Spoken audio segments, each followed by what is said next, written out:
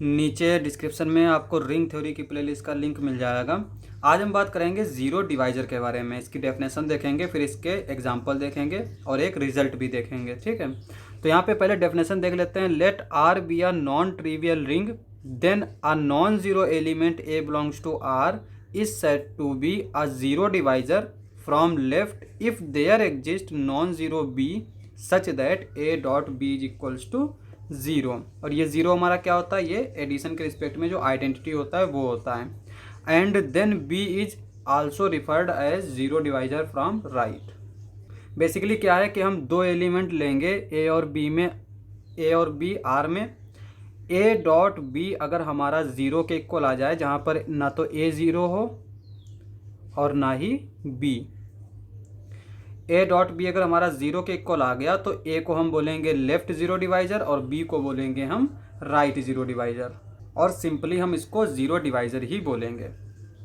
अब यहाँ पे एग्जांपल देख लेते हैं। एग्जांपल हमारा किस तरह से, हमने ये लिया आर प्लस डॉट, ये रिंग है, किस तरह से डिफाइन की हमने, पी एन एडिशन को जो है हमने सिमेट्रिक डिफरेंस से डिफाइन किया और मल्टीप्लिकेशन को हमने इंटरसेक्शन से डिफाइन किया।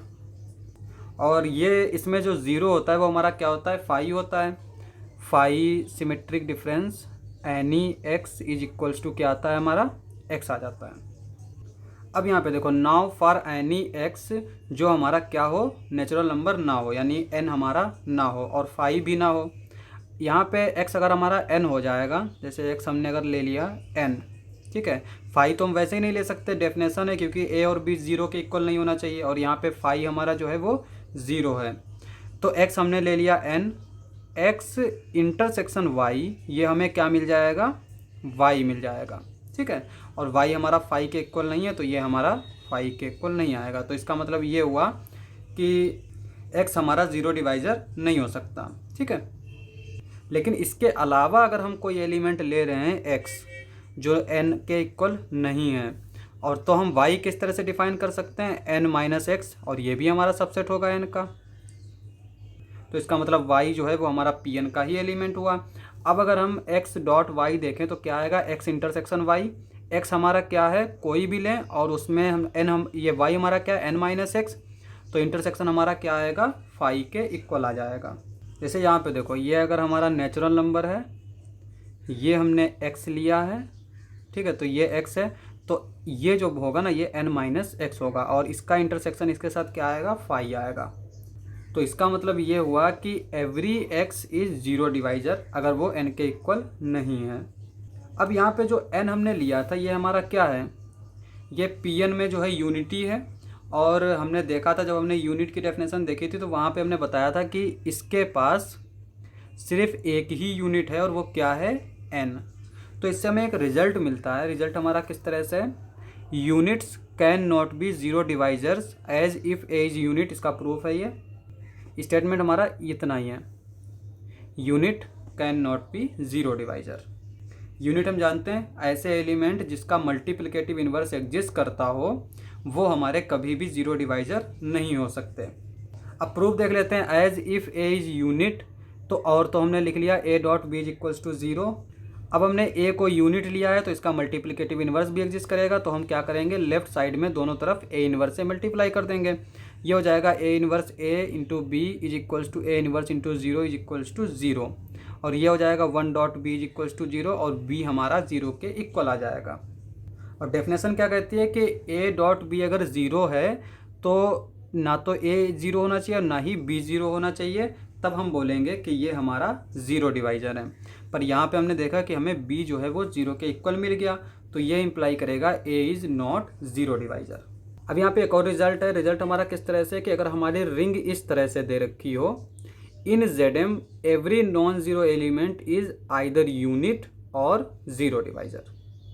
अब यहाँ पे एक चीज़ देखो, यूनिट ग्रुप, इसीलिए इसको यूनिट ग्रुप बोलते हैं क्योंकि ये जो है हमारा इसके यूनिट्स का कलेक्शन होता है, modulo N, multiplication modulo N. यानी इसमें जो एलिमेंट्स होंगे, चूँकि यहाँ पे m है तो हम यहाँ पे m लिख सकते हैं, इसमें जो एलिमेंट्स होंगे सिर्फ वही यूनिट होंगे, और इसके अलावा जितने भी एलिमेंट्स होंगे वो क्या होंगे, ज़ीरो डिवाइज़र होंगे। और इसका ऑर्डर क्या होता है हमारा, फाई एम। तो इसका मतलब जेड एम में कितने यूनिट होंगे, फाई एम। जब 5m यूनिट्स होंगे तो इसके अलावा जो बचे वो सब क्या होंगे, ज़ीरो डिवाइजर होंगे। यहाँ पे एक एग्जांपल ले लेते हैं। Z6 प्लस m हमारा क्या है, 6 है, यहाँ पे भी हम 6 लिखेंगे। ये हमारा एडिशन मॉडुलो है और ये मल्टीप्लिकेशन मॉडुलो। Z6 में हमारे किस तरह के एलिमेंट होंगे, 0 1 2 3 4 5 इस तरह के एलिमेंट्स होंगे।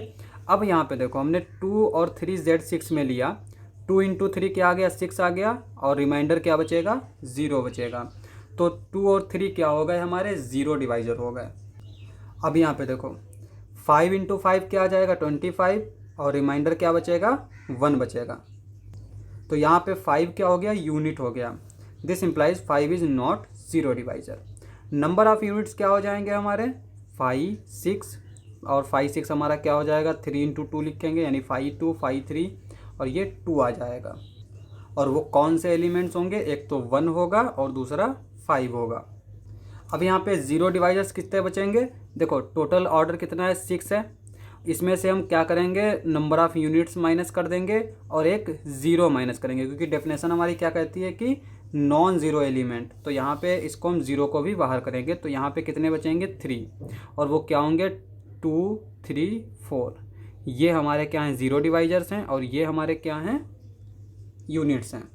तो इन जनरल हम इसको इस तरह से लिख सकते हैं, number of units in ZM is equals to 5m, number of zero divisors m minus 5m minus 1। तो आज के लिए बस इतना ही। अगर आपको हमारा वीडियो अच्छा लगे तो हमारे चैनल को सब्सक्राइब करें। मिलते हैं अगली वीडियो में।